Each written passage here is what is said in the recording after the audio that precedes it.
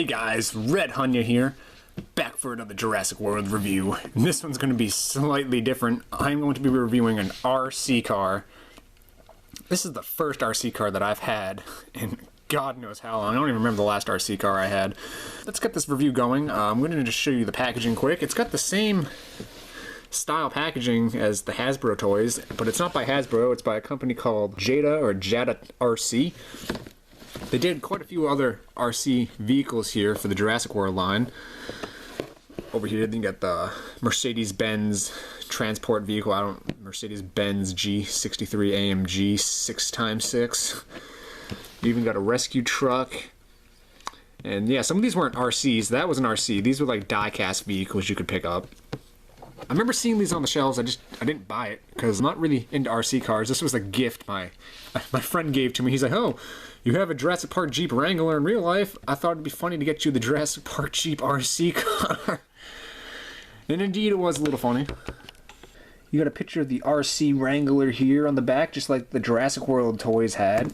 Very neat that this is like the same Jurassic World theme packaging as the Hasbro toys, but it's not a Hasbro toy. Let's see what it says here on the back. You got the Jurassic World up in the corner. It says, "Welcome to Jurassic World, the greatest entertainment destination on Earth. Experience a thrilling adventure beyond imagination in this state-of-the-art wonder where you can interact with living, breathing dinosaurs." And then you just got that same paragraph in a bunch of three other different languages here along the top. Jurassic World logo on the top. Got the Jurassic World logo here on the side with the scales. And even the T-Rex over here in the corner, like the Hasbro packaging. Really neat. So if you give me a sec, I'll cut the Jeep out and we can take a closer look at this RC Wrangler. Joining us today in this review is the Prince of Persia Dagger of Time. Not really, it's not really the Dagger of Time, but it looks like the Dagger of Time from the Prince of Persia. It just doesn't have the capsule for the time stamp. I'm getting off track. You have 3 seals you want to break here. Tape you want to break here and up here and along the side here. As always, do be careful while cutting that, just so there's no accidents. The Dagger of Time. And it disappears. Woo! So once that's open, just slide this insert piece out and get rid of the box. And whoo, this is a beautiful looking RC Jeep Wrangler here. Instruction manuals, I'm guessing this is going to be pretty linear stuff on where to install batteries and information on how to use this, but whoa, that is a lot of frickin' text. Who reads the instruction manuals anyway? Get this out of here. Really awesome too. I'm going to point out here on the inside, or the insert here of this packaging, it's got like a gravel ground, and also in the back you can see it's like jungle-esque all the way through. Really freaking neat, actually. Pretty cool packaging. Gravel ground, and you got a jungle background. And I hate dealing with these sons of bitches. Got these wire ties, so if you give me a sec, I'll go through and get all these wire ties off. That's one sweet ride. Here we have it out of the box, and it is lovely. Just look at it. All the detail on the showroom floor. One thing I'm going to point out that I really love about this Jeep is mud and rust spots all over the place. Like rust spots, and then it's got dirt splattered all over the tires, everywhere. Even on the front fenders. The dirt on the tires is really nice. Really freaking nice. I'm just doing like a little review. I'm just moving it so you guys can just take this all in. This is a really nice looking RC car. So going for even more accuracy here, it's sporting Jeep number 29, which all Jurassic Park nerds should know was the Jeep that John Hammond was in the first movie while they approached the Brachiosaurus for the first time. And Jeep 29 was also the Jeep that Gray and Zach also got started in Jurassic World that was in the abandoned visitor center. Kind of cool. Kind of cool that it's representing that Jeep. Now, the only downside here is just a little Jeep history lesson for you all. Jeep Wranglers from 1986 to 1995 were known as Jeep YJs, and they had square headlights. So if this is trying to be Jeep 29 from the first Jurassic Park, it should in turn have square headlights and not circle headlights. Jeeps from 1996 to 2006, Jeep TJs, had circle headlights.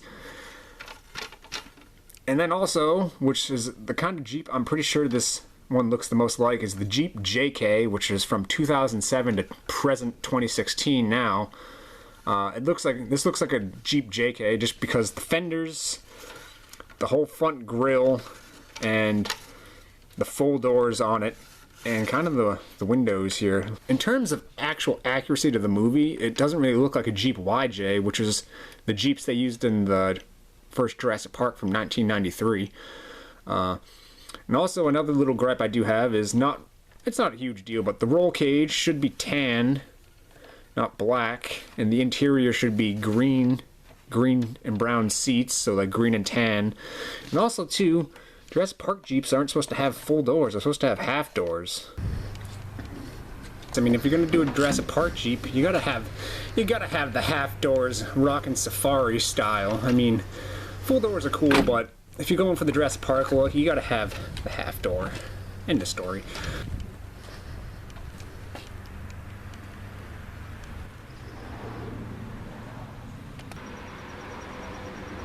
That's one sweet ride. I know my Jeep that I haven't really shown too much of, it's not 100% accurate, but for a look-alike, it's close enough. And for anyone wondering what year my Jeep is, it's a 1999 TJ Wrangler. Not the exact year used in the movie, but it's close enough. It falls in the still late 90s, so it counts. Now, you also got the remote. Boom, boom, boom, boom. Jada Jurassic World RC A. And we got some screws we got to take out. On the back of the packaging, it says it takes 6 double A's. This beast, this mamma jamma, takes 6 double A's. So we gotta unscrew this. And I do believe the remote takes 2? I was gonna say 3. I thought this was gonna take 3, but it takes 2. Easy as that.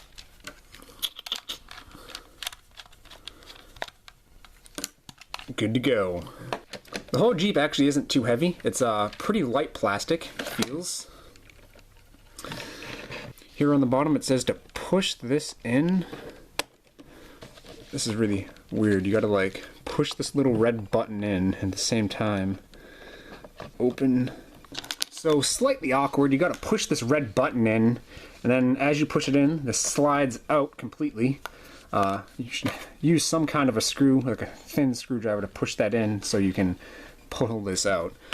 But you gotta put the other batteries in.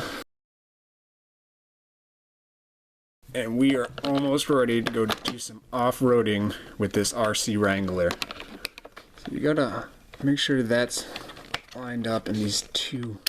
There you go. You gotta slide it in there and make sure these two pieces are lined up and flat so they go in.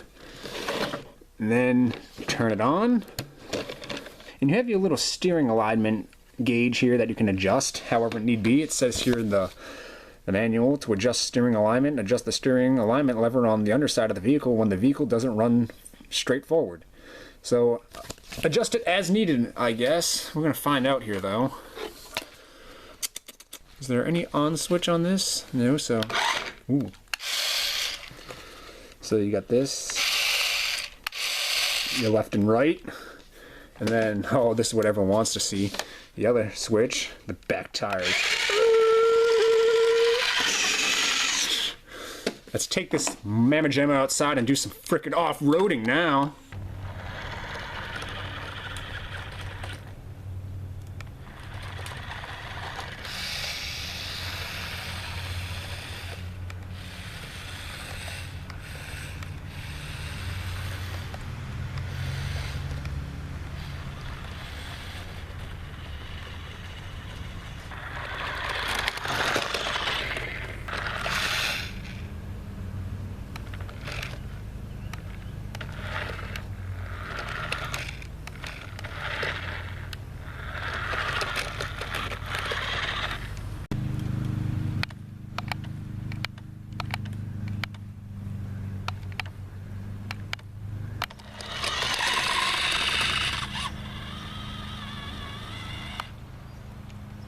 Found myself getting stuck like Dennis Nedry quite often.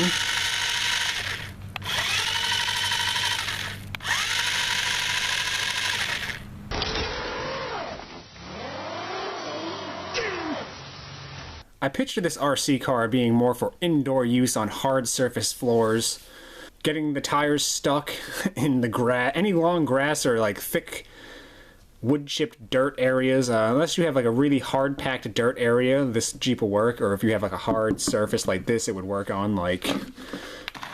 Woo. All the power comes from the back wheel. So if you get caught up on something with the back wheel and your front ones are the only one touching the ground, you're not going anywhere. So it gets stuck quite often, more than I thought it would, but it's got an okay amount of power for a children's RC vehicle. I recommend it, depending on what you want to use it for and where you're going to use it. Like I said, it's not really the best for outside use. It gets stuck a lot when you hit the grass, so it doesn't really go anywhere at all in the grass. But I do recommend it. It's fun. I can see it being more used for driveway, for someone's driveway use on a tar driveway or somewhere. So if you got the place to use it, I'd say check it out. But if you're looking for an off-road RC car, I wouldn't really say this is it. Like I said, it gets stuck quite often. But it's fun. I recommend it. I'm pretty sure you can pick it up on Amazon still. I'm not sure if it's still available in stores, but on Amazon it's like $25, $35. Somewhere in that range. It's not bad, it's cool. You might be able to fit some figures in here. I don't think any of the Kenner humans are going to fit just because that steering wheel is like on the floor.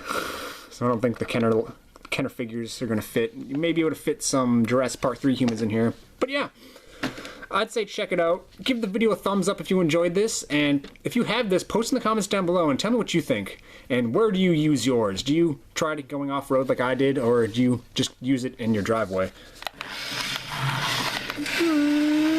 Oh, this is like drifting on this table. It's like sliding around so much it like drifts on this table.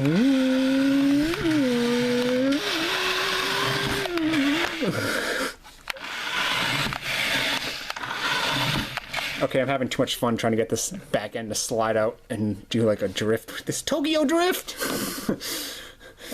Give the video a like, subscribe. I'll see you guys next week. Until then, this is RedHannya signing out. Have a great weekend, guys.